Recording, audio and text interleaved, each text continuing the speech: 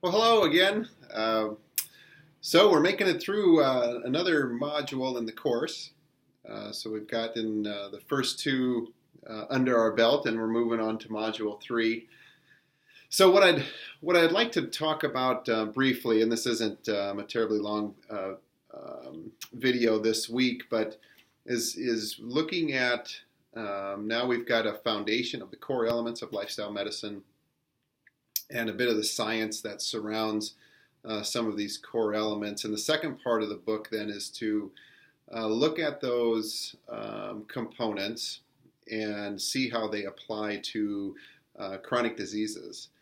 And as you have probably come to appreciate in the book so far, is that it's a bit of emphasis on the science and less on the social side. And that's by design, on how the course is designed. The first section of the course is really to talk about the natural sciences side, or the scientific evidence and information that we have about lifestyle behaviors, and then how that applies to, in a positive way or negative way, to chronic diseases that we see and that we experience to a high degree. So we have, like, as we're launching into this in module 3, we have obesity and high blood pressure and high cholesterol and heart disease and diabetes and so on. So how do the lifestyle medicine activities, core components that we've talked about so far, apply or have an influence or have significance in the chronic diseases that we see? So again, the second section in this application side really talks about the science behind this, and it's fairly straightforward, pretty easy to understand. The reading is pretty easy in this way. But here's what I'd like you to start doing: is taking this to a greater depth. And as you probably have noticed in the course so far, and this is kind of a theme, right? So we're reading this stuff on the surface, and we can get it intellectually. We can understand it. We know that exercising more, eating less calories, eating the right kind of calories can help folks lose weight. We understand that. It's pretty conceptual. But what I'd like you to do is to start getting to a greater depth in that and understand why is it that we know the science and we can understand the science on an intellectual level, but that it's so difficult to implement in a practical way. Why isn't it the case where we're working with someone who smokes cigarettes, and we can explain to them the science of why this is bad for you, and then they just don't quit? Why is it that we see someone continue to gain weight, and we just give them more education about how to lose weight, and they just don't do it? Why is that the case? And this is where I want you to get to as we continue to move on in the course, is understanding these whys and then how. Okay, so we know that this is the way someone should eat to help manage something like diabetes. So how do we get that individual to move in that direction? Why is it a struggle?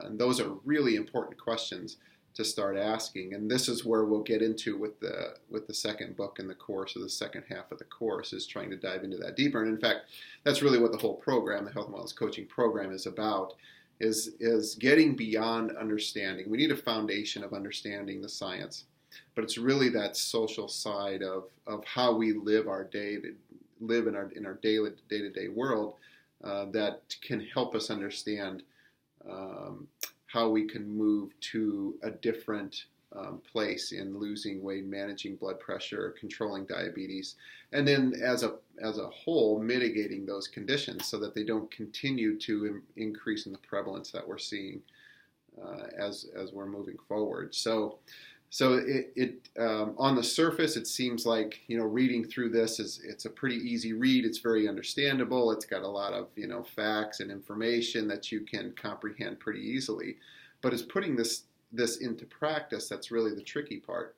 And for this course, as we get going in the next couple of weeks further in this, we start looking at ourselves through this information and launching into the self-care part of this course, which is so important and so foundational for you as a health and wellness coach to be able to understand this on a personal level for yourself, as opposed to always keeping it out on the surface. This applies to somebody else, it doesn't apply to me. Kind of attitude, when in fact it all applies to you, it all applies to me, it applies to everyone, and so that's strategically what we do in the program, is to say, to internalize this first, and what does this mean for me? Because within that internalization, then we can help perhaps understand it at a deeper level, so then we can be better at helping others, and at the same time, taking care of the home front helps us take care of what we need to be doing when we're helping other people also. Again, getting beyond the information that you're reading, and really do a bit of reflecting on why is this the case, and not just saying, to yourself or to others, what's your opinion about this? It's going deeper than opinion. It's trying to find evidence or information or behaviors that help us understand this a bit more.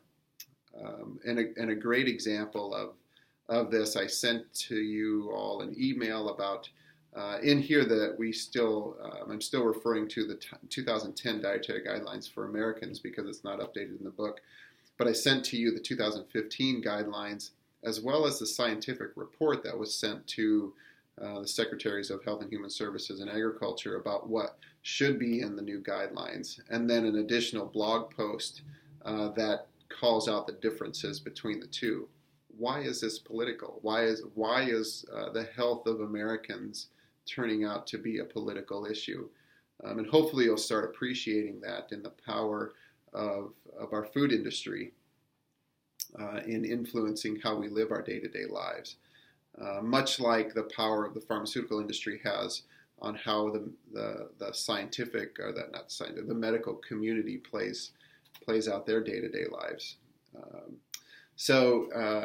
That's all very important for us to start getting a little bit deeper in our understanding of the information, and not just reading it for the surface, but diving in a little bit more. So that's it for the introduction to the Module 3 on this, and the application of the lifestyle medicine material that you're reading. So then the next, as where we go from here, is start looking into further the social side of this. And I think, as you'll discover, most of you are probably more familiar with the biomedical angle, the natural sciences angle of lifestyle behaviors, of sickness and health. But getting into the social side with our next text is really where we're going to get into a bit more depth of lifestyle medicine. So again, great job. Keep up the blog posts. You're doing a great job with that, and talking with your classmates about whys and hows, and you're asking good questions. Continue to ask the questions, and get beyond the asking the questions of what's your opinion about this, but getting into reflecting the information and asking the whys and the hows, and how we can make things better. All right, keep up the good work. Enjoy the spring weather. I'll talk to you soon.